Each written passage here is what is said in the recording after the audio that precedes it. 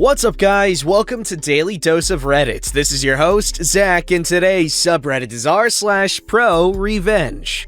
Alright, this substantial and juicy revenge story is called Racist Boss Harassed Puerto Rican Employees and Broke Labor Laws, Ended Up Getting Deported. I worked at a fairly known restaurant in a small northern New England city as an assistant manager. The owners were very successful restaurateurs with several successful non-chain establishments and spent maybe a day or two a month in our location. The rest of the time, there was a general manager in charge. We'll call her Jan. Jan was about as type A as they come. She was a middle-aged woman, but beautiful and petite, and she always looked put together and primed. Jan had started with the owners a decade earlier in their first restaurant as a server and had worked her way up to general manager over the years. At first, I just thought she had extremely high standards, which I respected. I have high standards as well and take pride in my work. I had been impressed by how the kitchens were spotless. The staff was immaculate. Like run a white-gloved hand under the back of the oven and it comes back white, kind of clean. And the food was always top quality. I had frequently been a customer and was thrilled that I got the job there. I had been in the business for a decade and that restaurant was the place in our area. I was so excited. Unfortunately, I quickly learned why everything is so shining and perfect. Jan was a tyrant. She was the kind of boss who soured the mood of the entire staff like a storm cloud hovering over us that never went away. Nothing was ever good enough, and the standards changed from day to day. On a good day, she would shut herself up in the office and then leave early. Good days were very rare and could turn into bad days at the drop of a dime. On bad days, you couldn't be perfect enough, and she would come up with new rules and regulations just to punish people. If a host called out sick, they were literal children, she would berate them on the phone and make them cry. If a cook made a mistake on a plate, she would humiliate them in front of the staff, accuse them of doing it on purpose, and then give us the silent treatment for hours after. Seriously, if someone's cash out was off, even by a few cents, she would accuse them of theft and force me to cut down their hours. As a fellow manager, I was mostly spared her awful behavior, though I had to hear about her treatment for my staff almost every day. All of this was just run-of-the-mill bad boss stuff until it came time for our yearly staff evaluation meetings. This is where Raul enters the story. Raul was a hard-working dishwasher who had moved to our state from Puerto Rico a few years earlier and spoke English with some difficulty. Whenever I had to go over anything official with him, he would have a coworker translate between us to be sure we were both communicating clearly. Jan refused this courtesy to Raul. This made his evaluation pretty difficult. Raul managed to communicate to us that due to recent cuts in his hours, he would be forced to get a second job to pay the bills. Something about this absolutely set Jan off. She told him she would fire him if he dared. I could see plainly on the intake paperwork in front of me that Raul had been hired with the understanding that it would be a full-time position. So I pointed that out. Jan was furious, but agreed through gritted teeth that if Raul agreed to not get a second job,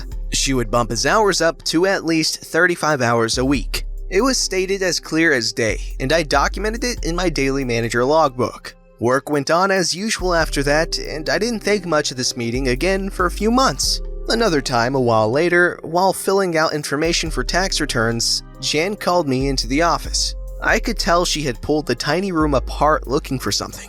"All information about our Puerto Rican employees is gone," she told me with a mixture of panic and suspicion. I looked at the files in question and they all seemed to be in order, so I was confused and told her I couldn't help. A few minutes later, I walked back in the office to find her arguing with Rosa, our most talented chef and a Puerto Rican native. Rosa was perfectly fluent in English. "No, Rosa." Jan was speaking to Rosa as though she were hard of hearing or mentally slow. "Where is your green card?" "What are you talking about?" Rosa was confused. "Are you an illegal or something? Is that why one of you broke in here? To hide the proof?" Jan wasn't yelling, but her eyes were cold and flashing with rage. "What?" Rosa was starting to get angry now. It suddenly clicked for me, so I interrupted. Jan, you do realize that Puerto Rico is a United States territory, right? Of course I know that, Jan snapped back. Okay, so you know that Rosa has a social security number like any other American native. Oh, right. Never mind, Rosa, you can go back to work. Jan did not apologize for accusing Rosa of theft. I was so done with this place after that. Jan did all kinds of little things like that, and she never apologized. I had already gotten a job offer for a place closer to my house when the final straw came. I was the closing manager one day and got in just before the dinner rush to see Raul storming out the back door. He didn't speak much English, but his fork and baffle gab was very clear. Jan had lied about raising his hours to 35 per week, so Raul had gotten the second job he talked about. When Jan found out, she fired him, but not before saying something about how all you illegals are the same. She was really fixated on these American citizens being illegal aliens for some reason. By this point, I freaking hated this woman too. She once told me my clothing made me look poor in front of the whole staff. I was wearing what she made me wear. Meanwhile, she wore open-toed shoes behind the line, which is against the health codes. And once her fake nail fell off into the coleslaw and she wouldn't let anyone toss it out after she retrieved it. This is just the tip of the iceberg, but I have a life to live. Since I knew I would be leaving soon anyway, I told Raul he should go after our boss for wrongful termination, since I had documented proof with Jan's signature that he had been promised more hours and that Jan had broken the agreement, not Raul. The last time I saw Jan was on my way out of Raul's lawyer's office after giving a deposition about several labor laws she had violated, at least the ones that I knew about. Apparently, there were many others she had broken in front of other employees. She couldn't even look me in the eye. The best part? At my deposition, I learned that Jan was actually the one who was illegally in the country. Her green card had recently expired. She was Canadian. She ended up being sent back to Canada as a result of this case, and no one has heard from her since. Raul was granted 6 months of unemployment pay, plus the restaurant had to pay his legal fees. They closed that location not long after. Maybe they should hire managers more carefully next time? Jan, if you're reading this, I hope you got your crap together. I also hope you learn to wear closed-toed shoes behind the line. You wouldn't want to end up a huge, gigantic screw-up due to your own negligence, now would you? Okay, that was some good, quality freaking revenge. Holy crap. I love how this turned out. This dude got her good. And also, Jan, what a jerk.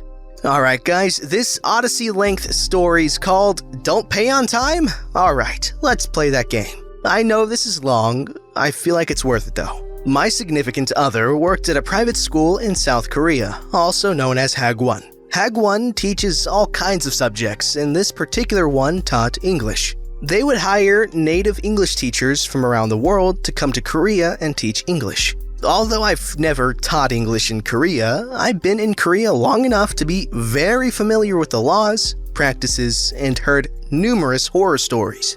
I also am good friends with a Korean lawyer that specializes in business disputes. So I met my girlfriend. She was on her second contract in Korea at a new school, as the first school she worked at, the owner retired and shut it all down. That was actually a pretty positive experience. He always paid on time. When he informed everyone he was shutting down the school, he'd of course pay out everything agreed upon in the contracts, but also any unused vacation time, sick time, plus he would double that year's bonus as a thank you. My girlfriend told him in her contract she had a free flight home at the end of the contract but didn't plan on using it. So the owner of her first school told her that's fine, he'll just pay her an extra $1,000 as that is what the flight would have cost anyways. So my girlfriend found a second school to work at after her first school shut down, due to the retirement of the owner. However, her second school had some warning signs that I was concerned about. 3 foreign teachers. All are on their first year contracts.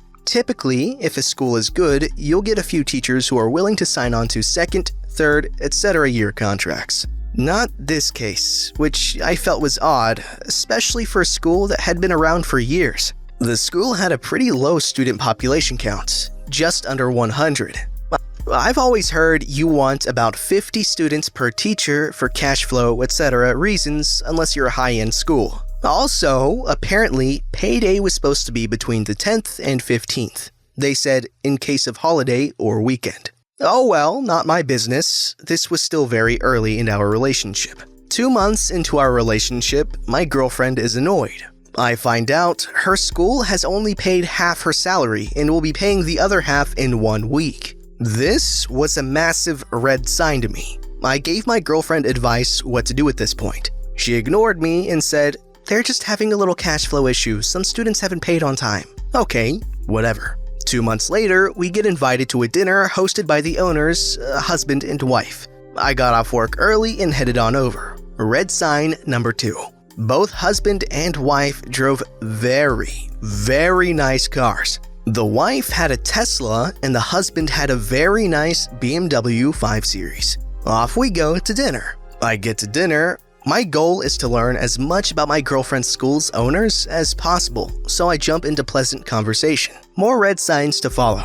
They have 3 kids, 2 young ones and 1 older one. The 2 young ones attend numerous hag ones for various things. This is expensive, and their oldest is attending college in America, also expensive. They live in the rich part of town in a very large apartment, which I was able to find out is financed, aka high payments. They're about to start a new marketing campaign to get more students, as numerous students have dropped out lately. They know they don't have the student population to maintain what they need to maintain.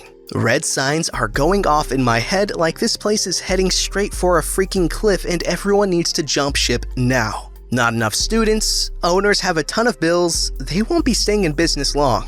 Again, not really my place to say anything at this point, but I took a mental note. Next month, my girlfriend's pay is late again. Let's just say she kept telling me to mind my own business each time I tried to give her advice. This went on like this for 3 months, and finally, she went an entire month without getting her full salary. She got about a third. Final red sign. Girlfriend comes over to a letter on her door of her apartment for eviction. You see, in Korea, it's common for the school to pay the rent and provide housing. Apparently, they haven't been paying rent. Girlfriend is mad, she's broke, and about to become homeless. The time for action is now. Remember when I said I knew what to do? ProRevenge starts here. I had her check her national pension, tax records, and healthcare information, all of which are legal requirements for her to maintain visa.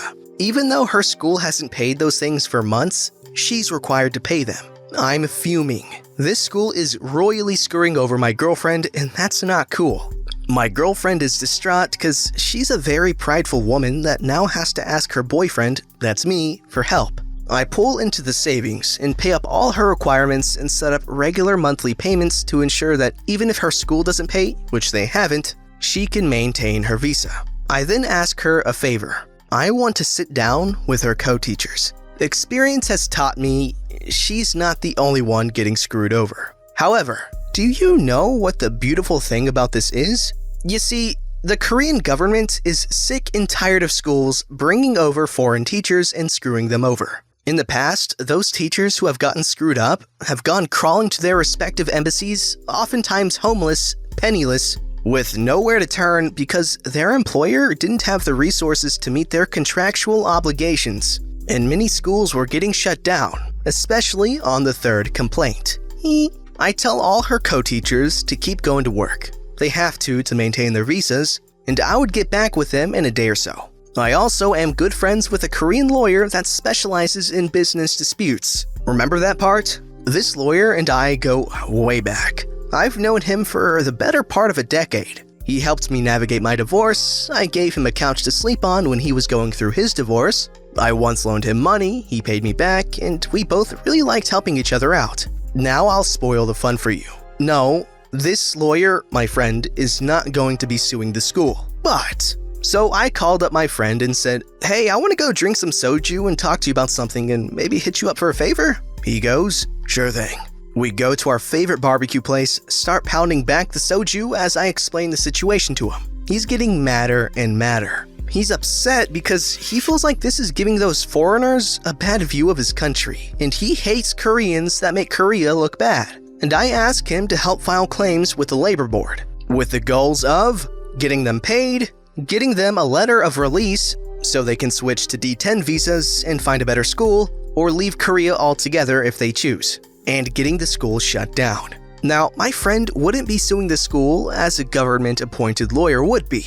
Since this is a labor board issue, he really doesn't need to do much. However, when a Korean lawyer who specializes in business law calls the labor board to file a complaint about a breach of contract with an English teacher against a Hagwon, that carries more weight than if the teacher goes through it by themselves. Also, I feel like it helps the communication and eliminated potential language disputes. This would be compounded by the fact if each one of those teachers filed separate cases against the same school a few days apart. He agrees to help. Strike one. Girlfriend goes up first. My friend sits down with her, collects what evidence she has, calls the labor board. Complaint 1 filed. Bam! Girlfriend goes to school. Her boss is angry. Her boss approaches her and asks, "How can you betray me?" My girlfriend said, "Pay me my money." Boss asks, "How can you do this?" Girlfriend said. She smiled and said, "This is just the start." Strike 2. Strike 1 is still underway, with the labor board coming down the necks of the Hagwon owners demanding payment. Demanding to know why my girlfriend hasn't been paid. Friend calls the labor board, same case manager. He files the case number 2 against the school. The next day, my girlfriend and Strike 2 teacher are called into a meeting with the owners. They want to work out a payment plan and give them a letter of release.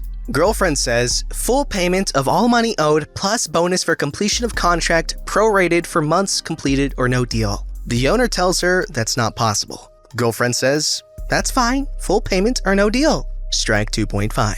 My friend finds out what the Hagwon owners tried to do. He advises my girlfriend and her co-teachers if that happens again, do not engage in any negotiations. Hand them his business card and tell them if they have a settlement offer, they can call their lawyer. He gives business cards to all teachers. Strike 3. Bam wham, open a can of worms, folks, we are here! Co-teacher 3 goes to my friend, he calls the labor board, and guess what? Same case manager has gotten 3 valid labor disputes over breach of contract from the same school all in a matter of 2 weeks. This school is now not only a liability to its employees, but the Korean government, the Hitsland. Labor board apparently called the school, demands that all salaries, pension payments, taxes, health insurance premiums, and rent will be paid in full within 10 days or the education license and business license will be revoked, and the school's assets will be seized and sold to pay the teachers what they are due. In addition, creditors, etc., who are also very likely owed money, will be paid. Left hook lands. My girlfriend said the next day at school was crazy. The owners were freaking the F out. Their entire lives falling apart. They had government lawyers so far up their butt they couldn't even sit down. That's when the owners decided they would pull all the teachers into a meeting and work out a settlement. Keep in mind, at this point, the school owed approximately $20 in back wages, healthcare premiums, pension payments, and future liabilities on top of whatever rent was due for all their payments, which, by this point, were all under separate eviction proceedings. The owners offered each one of them $1,500 in cash that day if they would be willing to drop the labor dispute. Each one of the teachers pulled out my friend's business card and said, "Any settlement offers should be made to my lawyer." I so wish I could have seen this happen. The owners grab the business cards, look at the teachers and go, "You have a Korean lawyer?" They answer, "Yes." "You all have the same lawyer?" "Yes." Can you imagine having 3 separate legal issues from 3 separate people and finding out the same lawyer is representing each individual suing you? How that must feel. "Will you take the 1.5 now and we work out a payment plan?" They all say, "Talk to my lawyer," at the same time. They leave the meeting. That night, all 4 of us partied. They all felt like complete bad booties. Their owners now knew how truly F they were. We had a pretty good party that night. The end was near. The owners dodged a bullet. For now, the labor board was really angry. According to my friend who was following up with the labor board, the process to resolve this was being fast-tracked, and the labor board was deadly serious about shutting the school down if they couldn't pay by the deadline. Apparently, the owners were trying to secure a loan to pay the teachers and keep the teachers employed and the school open. They filed for extensions and got some more time. They did pay out partial salaries, which helped the teachers get by day. By this point, my girlfriend had already been evicted and was living with me, and I was supporting her. She was loaning her partial payments to her co-teachers who didn't have the same support. Sir, it is time to drop Fat Boy. It was a Thursday. My girlfriend had just arrived at work. Yes, she was still legally required to work at a school that wasn't paying her. When shortly after she started, a bunch of Koreans arrived in suits, posted up notices. 15 minutes go by, and one of the Korean men in a suit steps inside of the classroom, introduces himself, and says all the students are going to be bused home for today. All the kids are loaded onto the buses, and each one given a notice to give to their parents. My girlfriend is instructed to wait until all the students are gone. Process takes about an hour, and then my girlfriend is told she is to go home and the labor board will contact her for the next step. They step outside, and there is a moving van with a few Korean men waiting around. My girlfriend calls my friend the lawyer, who calls the labor board. The school had been foreclosed on. Their assets are going to be seized and sold, and my teachers will be paid out of the proceeds of the sale. If the school doesn't have enough assets to cover the salaries, payments, etc., the government will seize any assets of the owners to pay. The teachers now had a judgment, and the courts are going to collect and pay out on it. The dust settles. 2 months later, one of the co-teachers opted to fly my girlfriend home, and the co-teacher that decided to stay in Korea found much better schools to work at. And my friend calls me all excited, and he told me he just got off the phone with the labor board. Enough business and personal assets have been seized and sold to pay all the teachers what they are due. Each teacher will have $300 deducted for the lawyer fees, not for him, he did all this for free, but for the government lawyer who handled the case behind the scenes. Also, the owners have been permanently barred from ever opening a business, and the education board had barred the owners from operating in any school setting again. No idea what happened to the owners after this, but life goes on. My girlfriend and I took a nice vacation on her back pay and put the rest in the bank. It felt good to win. Okay, wow, that is a magnificent story. I feel like this belongs in Nuclear Revenge because he absolutely destroyed those owners. Like, wow. I absolutely admire this dude and the lawyer, especially the lawyer, he did it all for free. And this dude for helping out his girlfriend and all the other teachers, and his girlfriend for giving her back pay or her partial pay or whatever to another teacher that needed it more than her. Everyone was helping each other out so great, and it's so great to read about. You know, when you're reading about kids throwing switches at other things and parents trying to steal dogs and all this crazy mamma jamma, this was a good read. Don't forget to like, subscribe, and hit that bell to never miss an episode.